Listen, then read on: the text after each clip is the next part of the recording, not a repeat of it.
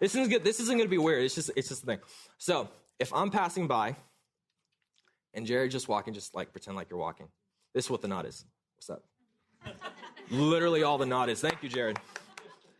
It's just a sign of it. And I looked it up because I was like, okay, does the Urban Dictionary talk about this? And this is what it defines. It's weird. It says, it's when two black people cross paths and go on to jerk their heads upwards momentarily as a sign of respect and recognition. Yeah, that's not what Solomon's talking about. He's not talking about the nod. And I think a theologian named J.I. Packer explains it better. He says, Solomon's intentions is this, that the believer ought to take one step at a time and make sure that each step is under God's direction. I'm going to say that one more time because that was deep.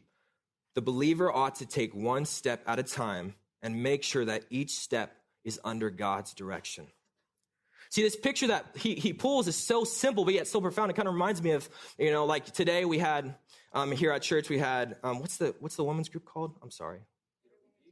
Yes, EWG, sorry. So yeah, it reminds me of that, like when walking past the nursery and I see a mom and her little one is like 3 or 4, she can kind of walk, but she needs guidance. And so, it's like this, like the little air things in front of a, car dealership where she's just like being helped by her mom. It's kind of like that. Is that we need God to guide us, and that's what he's saying. But I think the problem is that people are forever searching for the will of God when they're not willing to let God guide all of their life, to let him guide them in all of their ways. Because God isn't just in heaven just chilling, drinking a Coke or whatever, a holy Coke, and he's just waiting for us to make a mistake, shoot down, send an angel, help us, then go up. That's not how life works. We need to be all in, the whole 9 yards when it comes to our faith. And 1 Peter says that he will exalt us at the proper time. We need to submit ourselves to God. We need to let him guide us.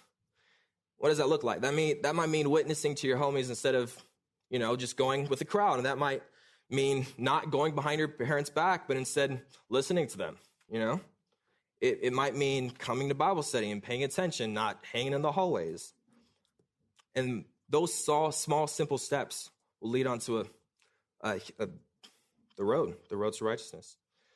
Life lesson number 3 from verse 7. Don't be haughty. Don't be haughty. Let's look at verse 7. Do not be wise in your own eyes. Fear the Lord and turn away from evil. There's another quote from J.I. Packer. He said this about being wise. He said, the person who is wise in their own eyes is the person who leans on their own understanding. Let me say that again.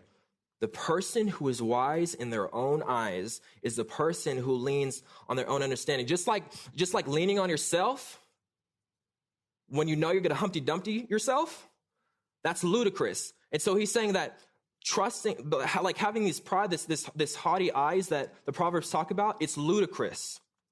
Because when you look at yourself, you can't do anything. We, in our finite bodies and our finite minds, we don't have the capacity to make it through this life and on to the next. It's almost like, studying for a math test and you go to the library and you check out how fish breathe underwater. Like, that doesn't make any sense. If you're studying for a math test, any decent person wouldn't go out and check out a science book. When Solomon says, do not be wise in his own eyes, what do you think he's referring to? What do you think he's referring to? It's one word, and it rhymes with drive or eyes. Okay, I'm going to give it to you. It's pride. It's pride. It's pride. He's talking about pride. Everybody put your hands up. But like this, like Spencer's like this. No, not like this, please. Wrong hands. This, thumbs. And I've heard it said that we use too much of these. Everybody point it this way. Okay, you can put it down. Our natural tendency is to think about us. Our natural tendency is every time we wake up in the morning, I got to check this Instagram. I'm hungry, so I'm gonna get some food. Or this outfit doesn't look good, so I'm gonna change my outfit. Instead of thinking, maybe I should pray first. Maybe I should read my Bible. Maybe I should see if my mom needs help with whatever. Like we use too much of these when we should be using more of these. Like, how can I help this person? Or how can I help this person? Or how can I help this person? James 4 says that God opposes the proud.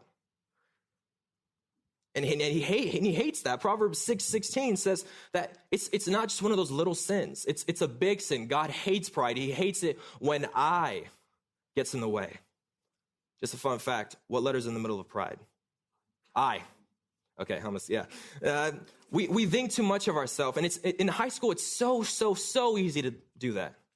As students, we're living with our parents, but we have freedom, and we don't know what to do with that freedom we have money, but we don't kind of have money, and we can drive, but they pay for the insurance. Like, we don't know what to think of ourselves, so we go back to our natural tendency, which is what? Everybody say I. I. Say it like you mean it. Say I. I. We think of I too much.